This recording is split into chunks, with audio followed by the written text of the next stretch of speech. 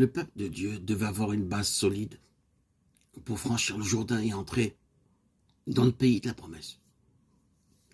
Si nous voulons passer à tout prix, nous devrons le faire sur la base de l'alliance. Cette entrée dans le pays doit se faire par le chemin de la mort, car l'alliance n'est pas faite avec la vieille création, tout est nouveau. Nous devons quitter l'Égypte et sortir du désert pour parvenir dans le pays promis. La mer Rouge représente un aspect de la croix et le Jourdain l'autre aspect.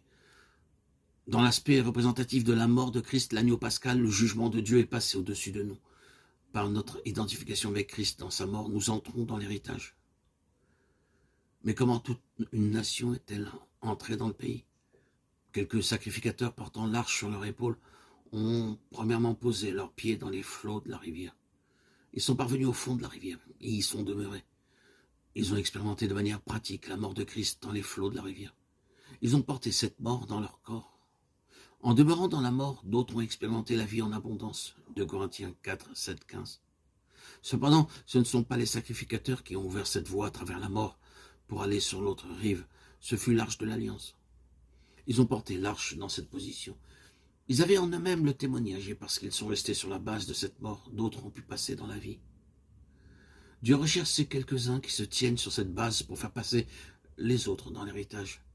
Ainsi, la mort agit en nous et la vie en vous, 2 Corinthiens 4, 12, portant toujours la mort de Jésus, afin que la vie de Jésus soit aussi manifestée dans notre corps, 4, 10.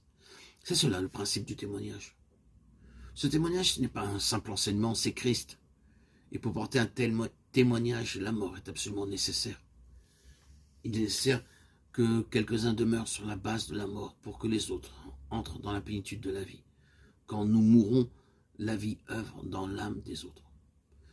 Il n'y a que cette véritable mort de Jésus en nous qui fera parvenir les autres de l'autre côté. Il ne s'agit pas de porter simplement l'arche en procession. Si nous portons véritablement le témoignage de Jésus, cela demandera notre propre vie. Car le Jourdain représente la mort. Au terme de leur pérégrination dans le désert, la terre promise se profilait devant le peuple, si proche qu'ils pouvaient la contempler de leurs yeux.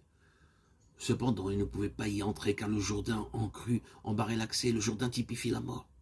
Ils avaient besoin d'une base solide pour pouvoir la traverser et y accéder.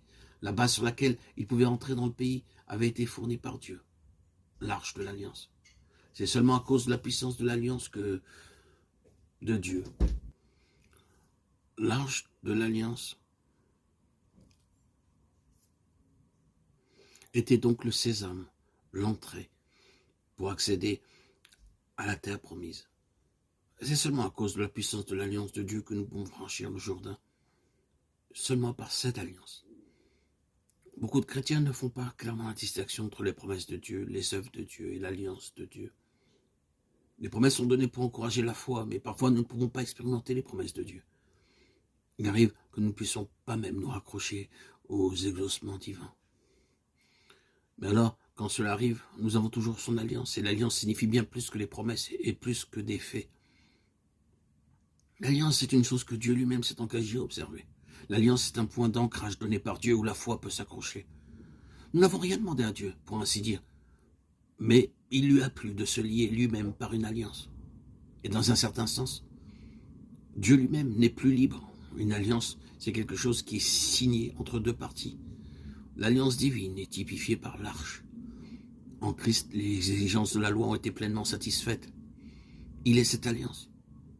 Ainsi donc, la foi possède une ancre, une chose où nous pouvons nous accrocher.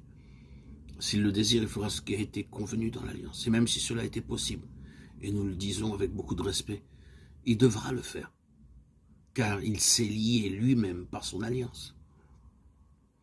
C'est ce qui fait la valeur de cette alliance et qui fortifie notre foi.